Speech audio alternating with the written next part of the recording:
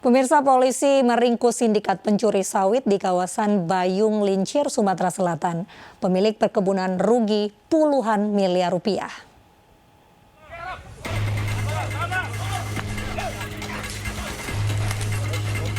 Subdit Jantanras Polda Sumatera Selatan menggerebek kawanan pencuri buah sawit di kawasan Bayung Lincir, Sumatera Selatan. Pelaku yang kerap beraksi berkelompok tersebut tidak berkutik saat dikepung aparat. Sindikat pencuri buah sawit ini tertangkap tangan sedang memanen buah milik PT Lonsum Mangsang Bayung Lincir. 22 pelaku pencurian yang diamankan langsung digelandang ke Subdit Jantanras Polda Sumatera Selatan. Ini sudah berlangsung semenjak diketahui dari 15 Agustus dan diperkirakan kerugian sudah mencapai miliaran rupiah. Dari pihak pemilik lahan dengan pelaku yang jumlahnya banyak akan berisiko sehingga melaporkan ke kita, melaporkan ke Polda dan kita tindak lanjuti. Dalam setiap aksinya pelaku membagi tugas mulai dari penimbang hasil curian hingga bagian pengawas. Selain sawit, polisi juga menyita sepeda motor dan truk yang biasa digunakan untuk mengangkut hasil curian.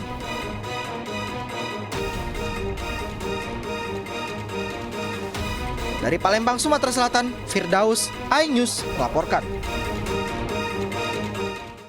Sesosok jasad pria tanpa identitas ditemukan di hutan Kota Bekasi, Jawa Barat. Jasad tertutup daun dengan kondisi tangan terikat tali plastik. Saat ditemukan pertama kali oleh petugas Dishub Kota Bekasi, jasad korban sudah membengkak dan mengeluarkan bau tak sedap.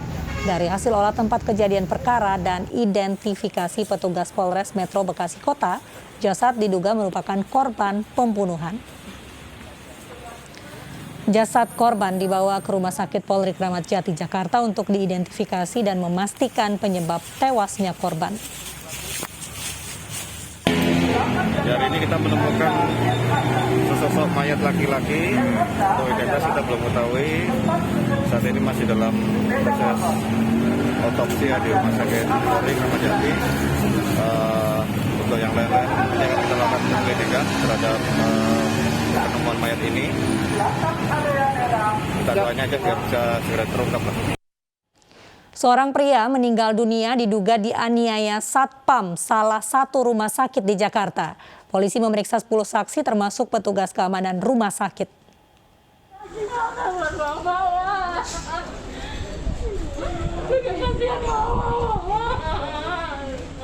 Istri korban penganiayaan menangis histeris saat mengetahui suaminya meninggal dunia di rumah sakit di kawasan Salemba, Jakarta Pusat. Informasi meninggalnya korban diketahui istrinya setelah dihubungi pihak rumah sakit. Korban awalnya disebut meninggal akibat kecelakaan. Namun polisi justru memastikan korban tewas karena dugaan penganiayaan. Korban mengalami luka parah di sekitar kepala serta luka lebam di sekujur tubuh. Polisi memeriksa 10 saksi termasuk petugas keamanan dari rumah sakit tersebut. Untuk kita tadi dari Polsek membantu pihak Polres karena istri korban melapor ke Polres. Kita sekitar 10 saksi dibawa ke Polres. Siapa aja Pak? Antara lain ya pihak dari security rumah sakit, kemudian ada karyawan dan warga di sekitar rumah sakit tersebut. Ya Pak, untuk lokasi TKP penganiayaan kesimpulannya memang di area rumah sakit apa gimana Pak? Masih dalam penyelidikan pihak Polres Jakarta Pusat ya. Polisi juga masih menyelidiki alasan penganiayaan. Dari Jakarta, Rani Sanjaya, iNews melaporkan. Pasca jenazah siswa korban penganiayaan di Alor, Nusa Tenggara Timur diotopsi, terduga pelaku masih diperiksa polisi. Terduga pelaku belum menjadi tersangka karena polisi masih memeriksa sejumlah saksi. Terduga pelaku penganiayaan siswa SMP Negeri Padang Panjang Alor, Nusa Tenggara Timur masih diperiksa polisi. Terduga pelaku merupakan guru mata pelajaran bahasa Inggris. Selain memeriksa pelaku, polisi dari tim forensik Polda NTT juga telah mengotopsi jenazah korban.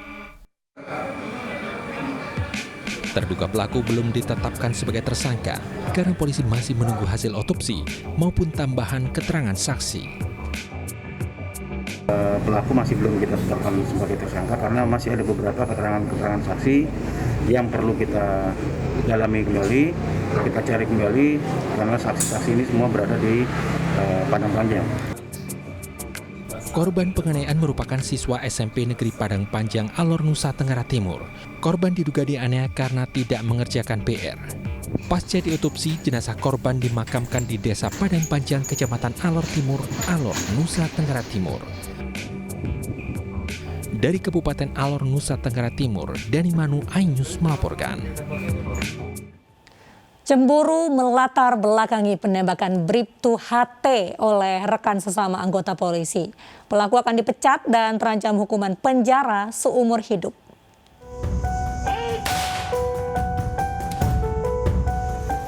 Meninggalnya Bribtu HT karena ditembak rekan sesama polisi Bribka MN di Lombok Timur, Nusa Tenggara Barat diduga disebabkan karena cemburu.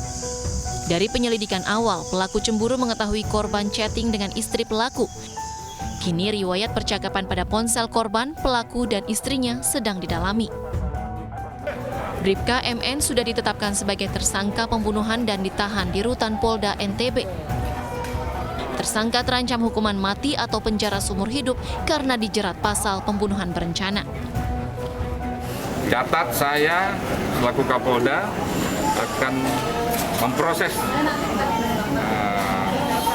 sesuai dengan aturan yang berlaku dengan tegas, dan saya pastikan oknum tersebut proses pidana dan akan segera saya pecat sesuai dengan mekanismenya. Bribtu HT yang merupakan anggota Humas Polres Lombok Timur ditembak 25 Oktober lalu di rumahnya. Dari hasil otopsi, korban tewas akibat luka tembak di bagian dada sebelah kanan. Korban ditembak dengan senjata laras panjang jenis Sabara V2 oleh Bribka MN yang bertugas di Polsek Wanasaba. Dari Mataram, Nusa Tenggara Barat, Hari Kasidi, iNews melaporkan.